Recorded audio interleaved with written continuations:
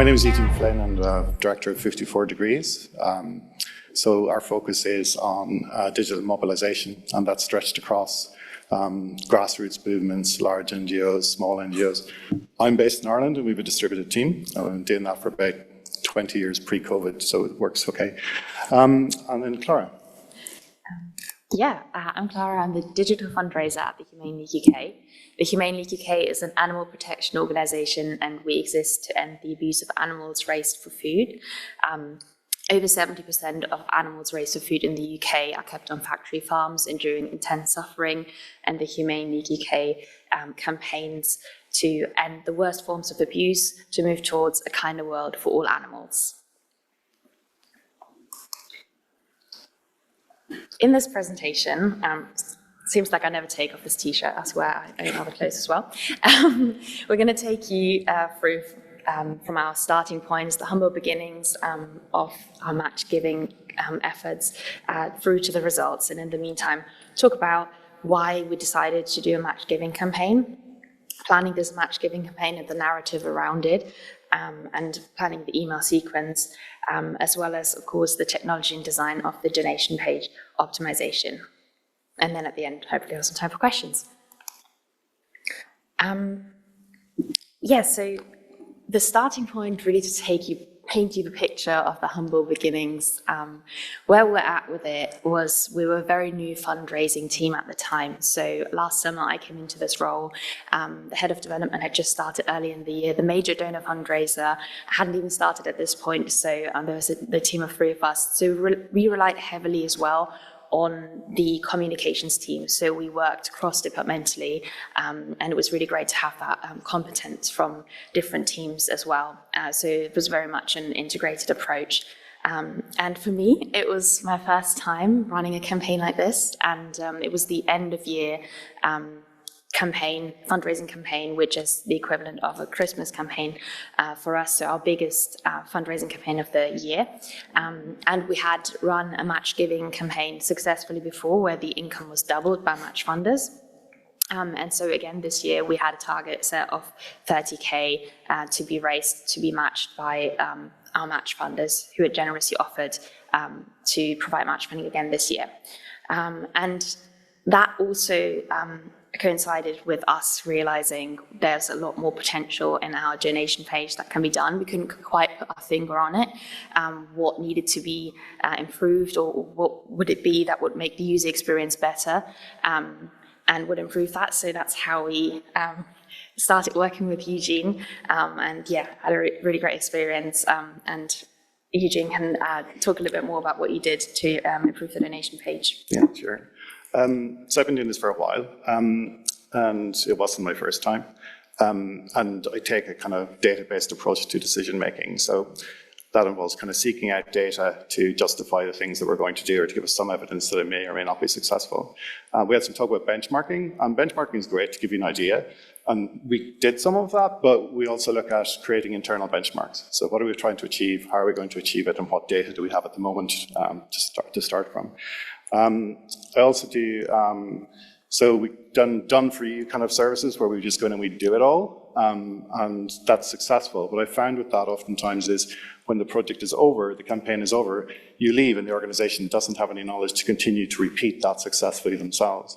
So the approach I take now is a done with you approach. So it's a mix of our team and the Humane League's team, focusing on the kind of core competencies that they have and what they don't have and where we can fill in.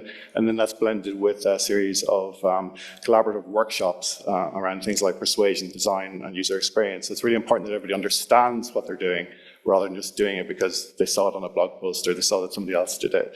And organizations find that challenging sometimes, but it worked quite well. And the team at the Humane League UK were very enthusiastic from the start, and they were a great help right throughout the campaign.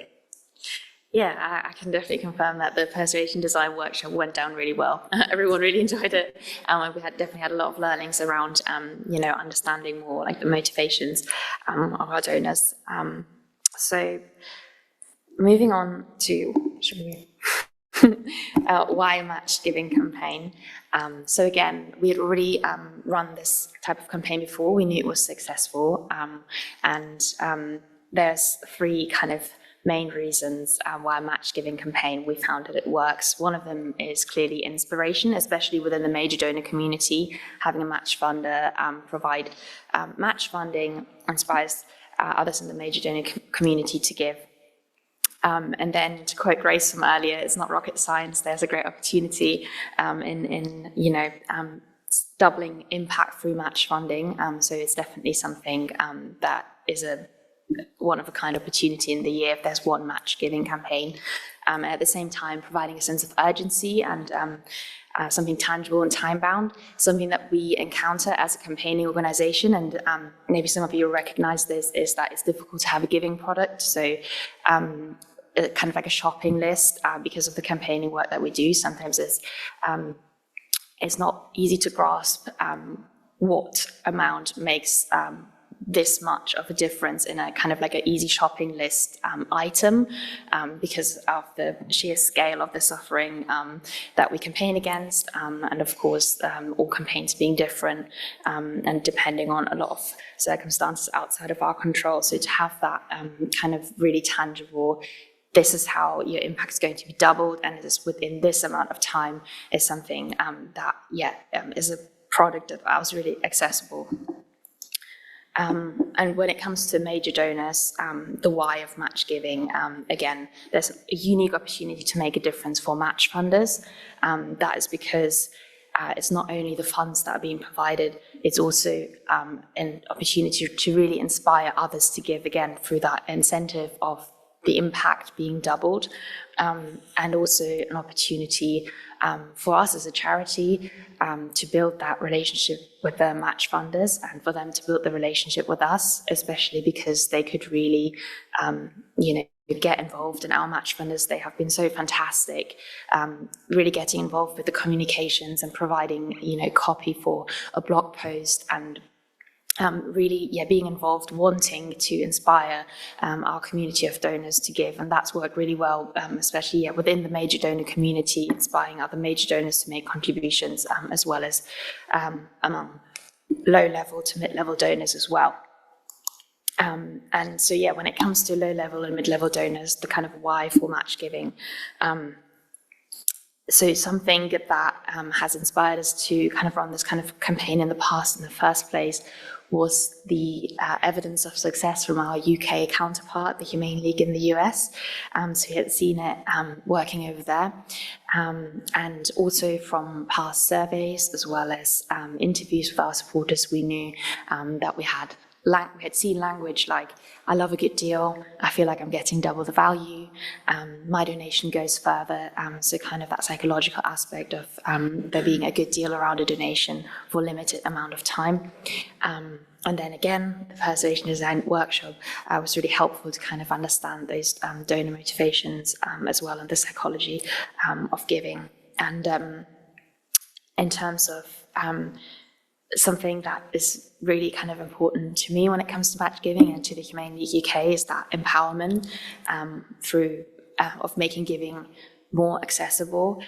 So no matter what amount people are able to give, there's that sense that it's being doubled and it can go like twice the way. So really creating that opportunity to empower everyone to give, because I think as fundraisers, many of you will agree that something that's so wonderful about the role is that you can really empower people to make a difference by donating. And that's something that's been really wonderful to see with this campaign. And then in terms of planning the campaign, so obviously we had to build an emotional narrative and then map out the sequence of emails, as well as also design a new donation page, which actually, just to say that, was of course for the end of year campaign, but we also were able to use that template for our standard donation page as well. So the narrative that we built, it was quite an intense campaign. So in the past, We had run kind of a 4-week campaign leading up to the holidays, Christmas holidays. This time we tried something a bit new, and it was definitely quite intense for us as well in terms of the turnaround. But we wanted to have a shorter, more intense campaign to create that sense of urgency. So we had 6 emails over 8 days, again with that emphasis on urgency, and you can see kind of some snippets of the emails that we send out. There being a donation CTA in multiple locations, so we kind of had it hyperlinked as well as in the donation buttons, and you can see the language that we used being around, act now, and your impact is being doubled now, and kind of like an urgent message also from our managing director. It's kind of a very important phase for our organization, giving that personal touch through a video, through like the sign off, really having him present there, and we also communicated impact in some of our emails, so really reflecting on the year and showing how our audience had, how our supporters have helped us make progress for animals, so really demonstrating how far their support has gotten us. At the same time, also bringing in the story of an individual animal, an individual chicken, because again, the scale of suffering is just so immense that sometimes it's hard to imagine. So research suggests strongly that it's helpful for us to bring it back to that individual and to give that individual name. So we had Grace the chicken and her story.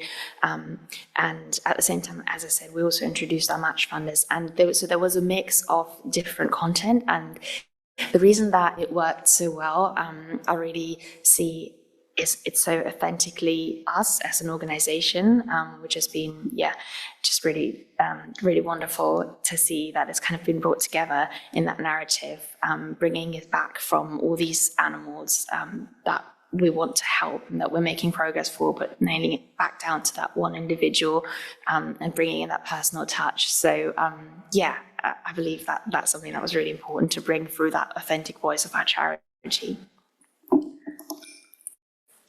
And let's over to Eugene for the donation page. Oh, sure. Thanks, Cara. So most of you have probably seen this within Engaging Networks. It's a progress bar, and it can be used on petitions and can also be used on donation pages. It can be customized and styled. I think we did some kind of custom styling on it. But I think the feature that's interesting about this is if you are fundraising and you're doing a fundraising online and offline, you can add the offline amount as the starting amount, and that adds to the total on the page. And then we did some, we developed some custom kind of elements to it. So this piece was to display the kind of matched amount. So as users clicked the amount on the screen, it would automatically display the doubled amount. So we've now implemented that as a custom library item in our own templates. This was kind of, all of these were designed as motivation factors. So we're really emphasizing the urgency and the target we're trying to reach. And then the other piece then that we designed, again, we would have researched, there wasn't a lot of information available from the NGO sector on this, so I always go to the commercial sector and see what's worked there on e-commerce sites and various other kind of landing pages, and then use elements from those. So this countdown was on the landing page and was just above the donation button. So after they click through from the email, these are the elements that they'd see. And because we weren't under enough time pressure already, we decided to totally redesign the donation page in a really short space of time.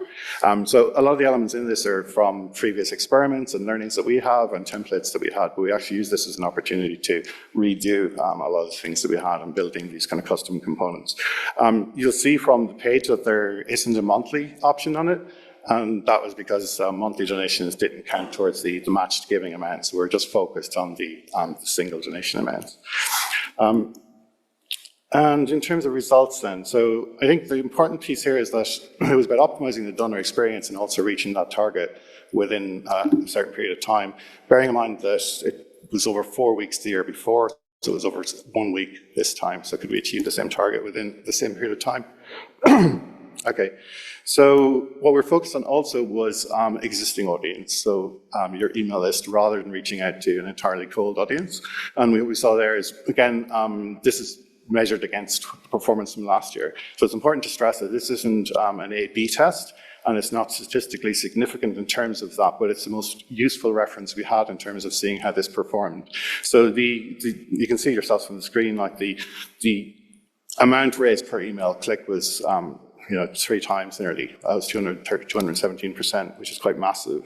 The average donation amount was also up. So again, looking at this from last year, it was £16.45 the previous year, and it was £21.14 this year, and that was a 28.5% increase. I believe your average kind of donation is usually around £11, so it compares favourably to what an average donation is as well. We don't have enough time to go through all the elements on the donation page and why and how we managed to kind of increase that amount, but we were asked to do an additional workshop tomorrow in Academy where we go through the process that we went through to actually get to this point. And then this piece, this is the important piece, like can we do that within 1 week instead of 4 weeks? And we did. And we did better than the year before. So that's the kind of result. We do have time for questions. Austin's been kindly giving me kind of pointers from the back with my time, which is really useful. And I'll just leave this on screen. So just to remind you tomorrow, if you'd like to attend a session where we go through the data-driven process that we went through to actually get to that kind of endpoint in the design, we'd be happy to kind of talk you through that tomorrow. Cool, thank you very much.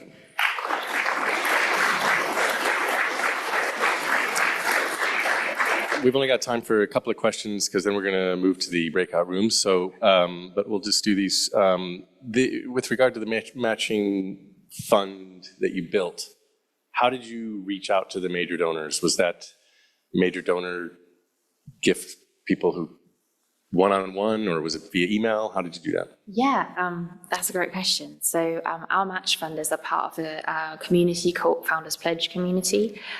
So that's how we got in touch, and we were connected through that community. And again, they had already very generously matched funds in the year before. So that contact was existing there. So yeah, that's how we got in touch with these particular match funders. In terms of major donors who supported the campaign, that was like individual email outreach and personalized emails, and really, making a very specific ask for a specific amount. And yeah, that's how that came about.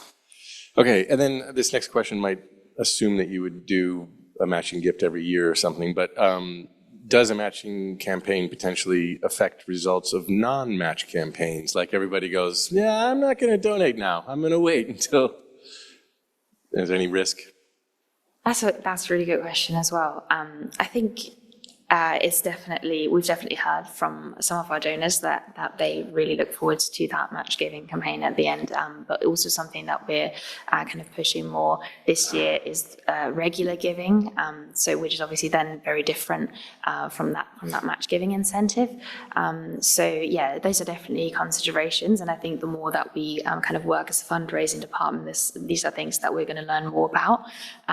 But for now, I would say that, the end of your fundraising campaign was very successful, and we haven't seen kind of like a huge dip in any other activities. Yeah, I mean, I would add, we did some supporter interviews as well, which we will go into kind of some detail tomorrow on, and that's like face-to-face interviews with a set number of supporters.